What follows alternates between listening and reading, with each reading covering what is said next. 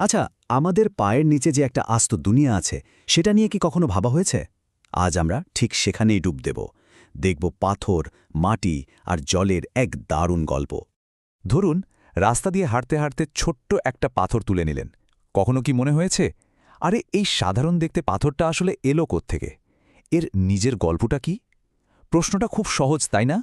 কিন্তু এর উত্তরটা, ওহ, সেটা আমাদের নিয়ে যাবে পৃথিবীর একেবারে শুরুর দিকে। তো আমাদের এই জার্নিটা শুরু হচ্ছে একদম গোড়া থেকে, কঠিন পাথর দিয়ে।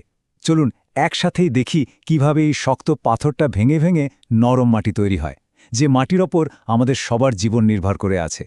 এটা শুনতে হয়তো অবাক লাগবে, কিন্তু প্রত্যেকটা পাথর, মানে যে কোনো পাথরেই কিন্তু অনেকগুলো খনিজ পদার্থ দিয়ে তৈরি।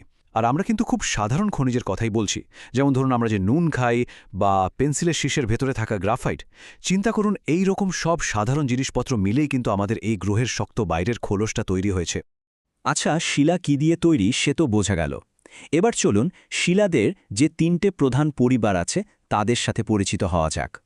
আর দেখবেন প্রত্যেকটার জন্মকাহিনী কিন্তু একদম আলাদা। প্রথমেই আসছে আগ্নেয় শিলা।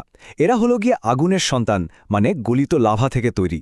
এরপর আছে পাললিক শিলা, যেগুলো বছরের পর বছর ধরে পলি জমতে জমতে তৈরি হয়। আর সবশেষে রূপান্তরিত শিলা। নাম শুনেই বোঝা যাচ্ছে প্রচণ্ড তাপ আর চাপে এদের চেহারাটাই একদম বদলে গেছে। এই তিন ধরনের পাথরের মধ্যে পার্থক্য কিন্তু বিশাল। যেমন ধরুন গ্র্যানাইট, একটা আগ্নেয় শিলা, অবিশ্বাস্য শক্ত। অন্যদিকে বেলে পাথরের মতো পাললিক শিলা কিন্তু বেশ নরম, একটু চাপেই ভেঙে যায়। আর রূপান্তরিত শিলা, ওগুলো আবার ভোল পাল্টে ভীষণ কঠিন হয়ে ওঠে। আরেকটা দারুণ ব্যাপার কি জানেন? আমাদের তাজমহল, ওটা কিন্তু পুরোটাই মার্বেল পাথর দিয়ে তৈরি, যা আসলে এক ধরনের রূপান্তরিত শিলা। তাহলে একটা শক্ত পাথর থেকে উর্বর মাটি এই লম্বা সফরটা হয় কিভাবে? সত্যি বলতে এটা একটা অবিশ্বাস্য রকমের ধীর গতির প্রক্রিয়া। ভাবুন, লক্ষ লক্ষ বছর ধরে রোদ, বাতাস আর বৃষ্টি একটা পাথরকে একটু একটু করে ভাঙছে। এই ভাঙা টুকরোগুলো জমতে জমতে একটা স্তর তৈরি করে, যেটাকে বলে রেগুলিথ। এরপর আরও অনেকটা সময় পর এর সাথে গাছপালা, পোকামাকড়ের দেহাবশেষ মিশে অবশেষে জন্ম নেয় সেই উর্বর মাটি। আমরা কিন্তু এখানে হাজার বা লক্ষ বছরের কথা বলছি। আচ্ছা, এক মুঠো ভালো মাটিকে যদি আমরা ল্যাবরেটরিতে নিয়ে বিশ্লেষণ করি, কি পাবো জানেন? এর গঠনটা বেশ মজার। প্রায় ৪৫% হল খনিজ পদার্থ। বাকিটার মধ্যে ২৫% জল আর ২৫% বাতাস। কিন্তু আসল ম্যাজিকটা লুকিয়ে আছে ওই ছোট্ট ৫%, মানে জৈব পদার্থ। এই সামান্য জিনিসটাই কিন্তু পুরো মাটিটাকে জীবন্ত করে রাখে। বেশ, মাটি নিয়ে তো কথা হলো। এবার চলুন জলের দিকে তাকাই। আর এখানেই একটা অদ্ভুত ধাঁধা সামনে আসে। দেখুন, আমাদের গ্রহের বেশিরভাগটাই তো জলে ঢাকা, তাই না? কিন্তু তারপরেও আমরা সারাক্ষণ শুনি জলের অভাবের কথা। ব্যাপারটা কি? এর উত্তরটা আসলে লুকিয়ে আছে শুধু একটা সংখ্যায়, ৯৭%। হ্যাঁ, ঠিকই শুনছেন। পৃথিবীর মোট জলের ৯৭%ই হল সমুদ্রের নোনা জল, যেটা পান করা তো দূরের কথা, চাষের কাজেও লাগানো যায় না। তার মানেটা কি দাঁড়ালো? আমাদের বেঁচে থাকার জন্য, মানে পান করার জন্য, চাষবাসের জন্য, সবকিছুর জন্য মিষ্টি জল আছে মাত্র ৩%। পুরো গ্রহের জন্য মাত্র ৩%। ভাবা যায়? আচ্ছা, এই ৩% আসলে কতটা কম সেটা বোঝানোর জন্য একটা দারুণ উদাহরণ দেওয়া যায়। ভাবুন, পৃথিবীর সব জলকে যদি একটা ২ লিটারের কোকের বোতলে ভরা হয়, তাহলে তার মধ্যে ব্যবহার করার মতো মিষ্টি জলের পরিমাণ কতটুকু হবে জানেন? মাত্র ১২ চামচ। হ্যাঁ, জাস্ট ১২ চামচ জল। এটা তো প্রায় না থাকারই মতো। কিন্তু গল্পটা এখানেই শেষ না, বিষয়টা আরও জটিল। ওই যে সামান্য মিষ্টি জল, তারও প্রায় ৭০%ই কিন্তু হিমবাহ আর বরফ হিসেবে জমে আছে আমাদের নাগালের বাইরে। বাকিটার বেশিরভাগটাই আবার মাটির অনেক নিচে। তার মানে নদী বা হ্রদের মতো সহজে ব্যবহার করার মতো জল আছে মাত্র ১%-এরও কম। মানে আমরা যে জলের ওপর নির্ভর করি তা আসলে মোট জলের একটা অতি ক্ষুদ্র ভগ্নাংশ। আর ভাবুন, এই যে এত মূল্যবান, এত দুর্লভ একটা সম্পদ, সেটাও এখন মারাত্মক বিপদের মুখে। তো প্রশ্ন হলো, ঠিক কি কি জিনিস আমাদের এই জলকে দূষিত করে ফেলছে?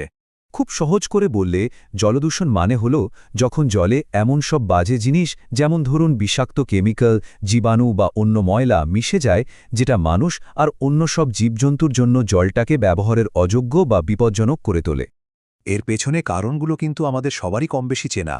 যেমন ধরুন কলকারখানার বিষাক্ত বর্জ্য, আমাদের বাড়ি থেকে বেরোনো সাবান, ডিটারজেন্টের জল, চাষের জমি থেকে ধুয়ে আসা সার আর কীটনাশক, আবার ধরুন জাহাজ থেকে তেল ছড়িয়ে পড়া বা পাওয়ার প্ল্যান্ট থেকে বেরোনো গরম জল, এগুলো সবই কিন্তু জলের জীবনকে শেষ করে দিচ্ছে। এর একটা জলজ্জান্ত উদাহরণ দিই। ধরুন চাষের জমি থেকে সার ধুয়ে গিয়ে পাশের একটা পুকুরে মিশল। কি হবে? ওই সারের কারণে পুকুরে হু হু করে শ্যাওলা জন্মাতে শুরু করবে। এই ঘটনাটাকে বলে ইউট্রোফিকেশন।